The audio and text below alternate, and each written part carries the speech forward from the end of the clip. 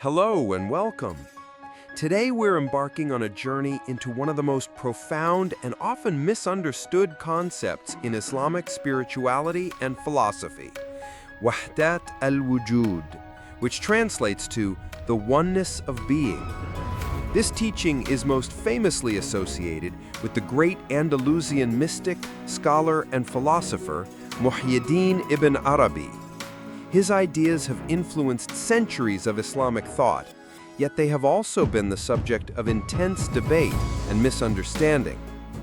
The purpose of this discussion is not to simply define a term, but to explore a way of seeing the world that transforms one's understanding of God, creation, and the self. Let's start by clarifying what Waḥdat al-Wujūd is not. It is not pantheism. Pantheism is the belief that God is everything and that everything is God, that a tree is God, a rock is God, and the universe is God. This view dissolves the distinction between the creator and the created, reducing God to the sum of all things. Ibn Arabi's teaching is far more subtle and profound. The core idea is that God is the existence of all things, but is not the things themselves. Think of it like this. Existence is a single, unified reality, and that reality is God. Everything we perceive, the universe, stars, trees, and us, are not separate, independent existences. Instead, they are manifestations or forms through which God's one reality expresses itself. Consider a reflection in a mirror. The reflection appears to be a separate thing, but its existence is entirely dependent on the object being reflected. The reflection has no independent being of its own.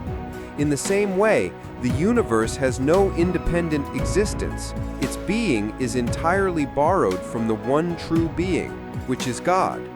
God's being is like a boundless ocean, and we are like waves on that ocean.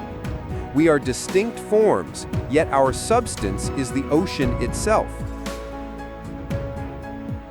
How do these manifestations come about?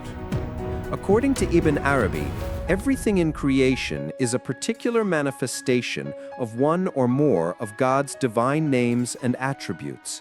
For example, when you see a compassionate act, it is a manifestation of God's name, Al-Rahman, the All-Compassionate. When you witness justice, you are seeing an expression of Al-Adl, the Just. Every single thing in the cosmos, from the smallest atom to the largest galaxy, is a form through which God reveals a particular aspect of Himself. This means that the universe is not a random collection of objects. It is a divine book, a collection of mirrors reflecting the names and attributes of God. By contemplating the world, we are contemplating God's various manifestations. Before we continue this journey, consider subscribing to my channel. Your support helps us create more in-depth content on topics like these, bringing ancient wisdom to a modern audience. So, how do we gain true knowledge of this reality? Is it through science, reason, our five senses? Ibn Arabi taught that while these tools are useful for understanding the created world, they are fundamentally limited in their ability to know the Creator. God is beyond the grasp of reason and the senses. You can't logically deduce God, nor can you see, hear, or touch Him. True knowledge of God is not acquired. It is received. It is a divine gift, a direct unveiling, kashf, from God to the heart of the seeker. It's an experiential knowledge, like the difference between reading a recipe for honey and tasting honey itself. You can describe the recipe in perfect detail, but you will never truly know the taste until you experience it directly. This experiential knowledge is what the mystics seek. This leads us to one of the most famous and profound sayings in Sufism. Whoever knows their self knows their Lord. Many people misunderstand this to mean that the more you know about your personality, your likes and dislikes, the closer you get to God. That's not what Ibn Arabi meant. For Ibn Arabi, knowing yourself means understanding your fundamental non-existence. It's the profound realization that you, as a separate, independent being, do not exist. Your existence is a borrowed reality, a manifestation of God's being. The moment you realize that your essence is nothingness, that you are like a reflection without a separate reality, you come to know the one who is the true ultimate reality. To know your own nothingness is to know God's all-encompassing existence. The entire spiritual journey, according to Ibn Arabi, is not about getting somewhere or becoming something. It's about a profound shift in perception. The problem isn't that you exist and need to be annihilated. The problem is that you think you exist independently. The spiritual path is the process of shedding this illusion of a separate self. It's like waking up from a dream and realizing that the person you were in the dream was just a fleeting form in your own consciousness. This understanding helps us clear up another common misconception. Many spiritual traditions speak of passing away, fana, or the annihilation of the ego as a prerequisite for knowing God. This can lead to the feeling that one must die or achieve some state of nothingness to be worthy of divine knowledge. Ibn Arabi would argue that you don't need to pass away to know God, because in a fundamental sense, you have never truly existed in the first place. Your existence is a manifestation of God's existence. The journey isn't about annihilating something that is there. It's about realizing that what you thought was there, your independent self, was never truly there to begin with. The journey is about realizing what has always been true. Finally, let's look at how Ibn Arabi redefines shirk, or polytheism.